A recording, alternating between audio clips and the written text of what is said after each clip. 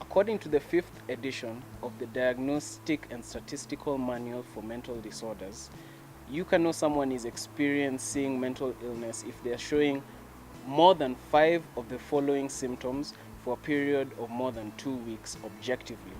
1 could be loss of sleep or insomnia or hyperinsomnia. 2, a psychomotor disorder, which means like a genetic tic which they can't control, for instance, constantly rubbing their chin or tapping their head. 3, a significant loss of appetite and a decrease in weight. 4, a general lack of enthusiasm or pleasure in carrying out everyday activities. If the person expresses recurrent thoughts of suicide or self-harm. 6, if the person expresses continuous feelings of worthlessness or guilt in their everyday interaction. 7, if the person expresses a depressed mood or general sense of feeling low all day, all the time. The other thing is, don't feel that you've been cast. Don't feel that you're a pain. No, you are not. It's a disease. People need to know that depression is a disease.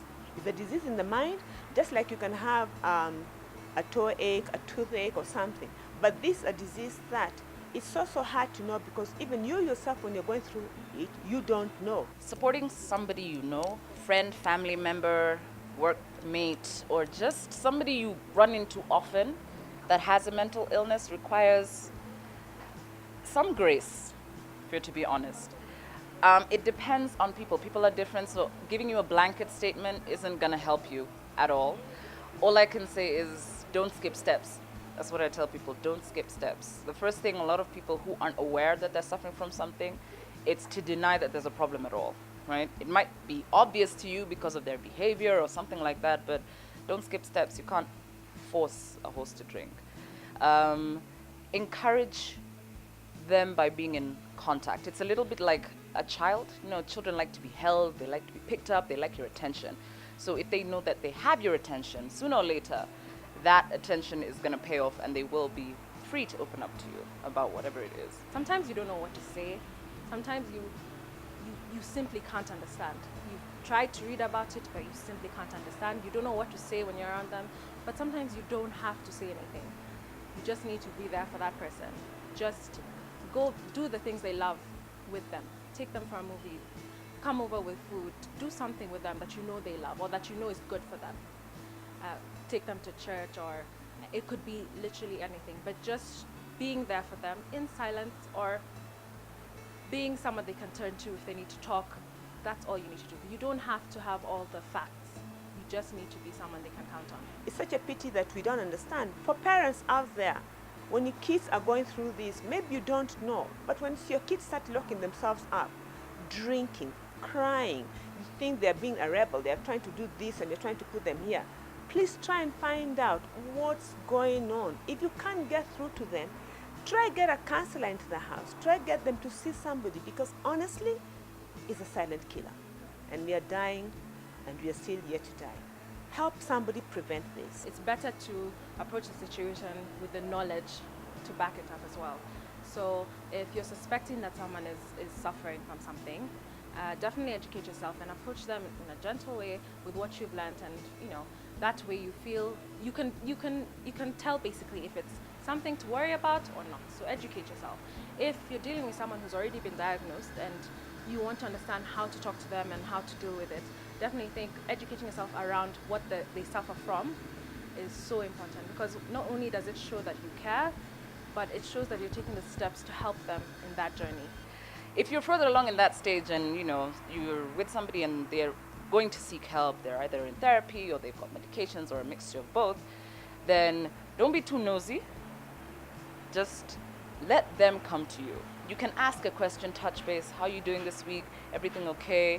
You had an appointment, or remind you that you got an appointment. And when you see that things are getting a little bit deep, a simple sentence like, yo, road trip, that works wonders, right? So support them by being present.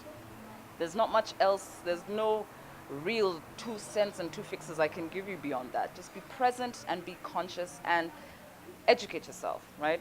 in your own time, you know, they give you a diagnosis. So I've got, you know, postpartum depression, I've got bipolar disorder, I'm schizophrenic. Find out about it. Go, don't WebMD. Go and find out about it and clue yourself up so that when you can see episodes coming and you can identify certain things, you now become their primary caregiver. And that's something that everybody suffering from a mental illness needs. Many youth are dying of suicide, many. Others are gotten out to drink, others to drugs and to things.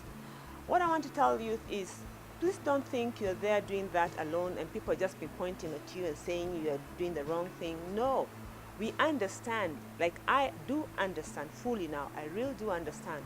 What I ask you to do is this, reach out, look for help, get somebody to talk to. As Wairimu said here, we are on Wairema Foundation. Seek us out, talk to us, we'll lead you through this. I leave this thing to the youth, but I come in as a mother because I'm a mother to all youth. Since Wairema is also a youth, I'm a mother to all youth. Reach out to me. If not to me, somebody else who you know is going through this. If you know somebody who's going through this hell, reach out to them. Get somebody else to help them out because that's the only way we'll be able to conquer this. If you are approaching that person, listen. Don't go there ready to tell them, oh, I did this research, this is what you have. No. First, approach them and just tell them, I want to understand what's going on with you, what's wrong. Listen to them. Let them say everything and anything they're feeling. Do not dismiss anything they say. Do not assume that, oh yeah, because they've said that, then you must be going through this and that. And definitely do not compare what they're going through with something you're going through. That's not to say that we all don't go through things, but if you come and say, let's say they've said, oh, this and this has happened to me, and then you say, oh yeah, that's happened to me too, you know, we'll get, you know, you'll be okay, you know, because different people handle things differently. And by you doing that, you're basically making them feel as though what they're going through is unjustified. So definitely just listen and just pay attention to what they're saying, and then you can help them from then, from that point. We are on Facebook, Twitter, and Instagram, so please follow us, Wairema Foundation Trust. Now I have a platform on Instagram called Talks with Tara, where, among other things, I talk about mental illness. I just put up posts about what it's like to have mental illness, on what you can do for someone else, etc. So I'm just hoping that people suffering will come across it, or people who don't understand or want to understand more about it will come across it and can take it from there. We'd like to thank Wairema Trust, Brenda of and Talks with Tara, and Matt for participating in this video series. Thank you.